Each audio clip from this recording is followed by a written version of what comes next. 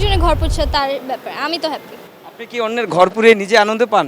মানুষ ফান করে বলেছে যে হ্যাঁ আরেকজনের হাজবেন্ডকে নিয়ে গেলেন, এটা ফান করে বলেছে, বাট কেউ কিন্তু আমাকে গালি দেয়নি বা খারাপভাবে বলেনি যে আপনি এটা কেন করলেন। তুমি জানো আমার হাজবেন্ড ম্যারিড? মীরা, মীরা মীরা নামের অর্থ জানেন? না। মীরা নামের অর্থ হচ্ছে হিন্দু ধর্মের সীতা। তার কিন্তু অনেক চির দুঃখ থাকে, তো এই নামটা নিয়ে কি মনে হচ্ছে, আপনার কি অনেক দুঃখ হবে? মনে হয় না, আমি তো এই নামটা নিয়ে হ্যাপি। আপনি হ্যাপি, আরেকজনের ঘর পড়ছে, কিভাবে হ্যাপি হলেন? আরেকজনের ঘর পুড়ছে তার ব্যাপার, আমি তো হ্যাপি। আপনি কি অন্যের ঘর পুড়িয়ে নিজে আনন্দ পান? বেসিক্যালি মানুষ হচ্ছে স্বার্থপর, সো মানে নিজের লাইফের হ্যাপি থাকাটাই সবার কাছে ম্যাটার করে।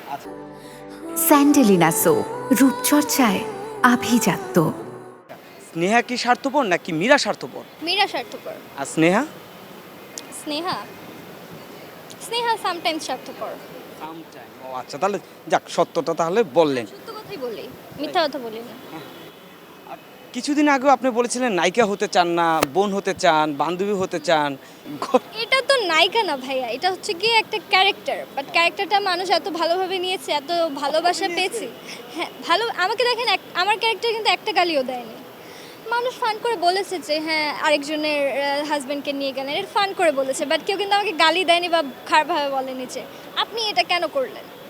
অনেকেই বলছে আসলে যে স্নেহা একটু টিনেজার, সেই ক্যাম্পাসে চরিত্র, মানে ক্যাম্পাসে থাকবে নায়কদের ছোট বোনের বা নায়িকাদের ছোট বোনের, সে একদম ইরফান সাজ্জাদের মানে গার্লফ্রেন্ড হয়ে যাচ্ছে। অনেকটা মনে হচ্ছে যে বেমানান। আপনি কি মনে করেন? রাজভাই এটা নিয়ে কালকে কথা বলেছে। রাজভাই বলেছে যে রাজভাই ইচ্ছা করে আমাকে ছোট এই মেয়েটাকে অফিসের কলিগ বানিয়েছে, যেন দর্শকদের মনে আমি জায়গা করে নিতে পারি যে এত বড় একটা অফিসের মানে কলিগের সাথে একটা ছোট মেয়ের সাথে এত কিছু শেয়ার করছে জীবনে। সো রাজভাইয়া হোপসো এটা ক্লিয়ার করে দিয়েছে কালকে। স্নেহা, আপনি অনেক কাজ করেছেন, অনেকগুলো কাজ আপনার আলোচিত, তার মধ্যে যদি এটা আমাদের গল্প সবার জন্য একটা অন্যরকম মানে প্রাপ্তি বলা চলে, পরিশেষে আসলেও আপনি এটার সাথে জড়িয়ে গেছেন বা আপনার নামটা এসেছে এবং আপনিও মানে হাইলাইটে চলে এসেছেন। কেমন লাগলো এটা আমাদের গল্প? অবশ্যই ভালো লাগছে।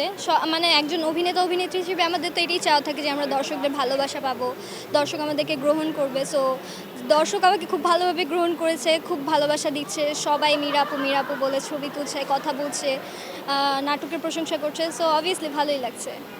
নাটক শেষ হয়ে গেল, মন কেমন লাগছে? একটু খারাপ, সবার মনটাই খারাপ আমার মনে হয়, যে সবাই আমাকে জিজ্ঞেস করছে যে কেন শেষ হয়ে গেল বা অন্য কোনো কাজ আসছে কিনা। হয়তো সামনে অন্য ভালো কোনো কাজ আসছে যেটা এটাকেও ছাড়িয়ে যেতে পারে। পর্দায় মানে যে দৃশ্যটা ছিল যে হাতে নাতে ধরবে সায়রা তার হাজব্যান্ড আর মীরাকে, বিহাইন্ড দ্য সিনে একটু যদি জানতে চাই, এই সিনারিটা করার সময় কেমন মজা ছিল?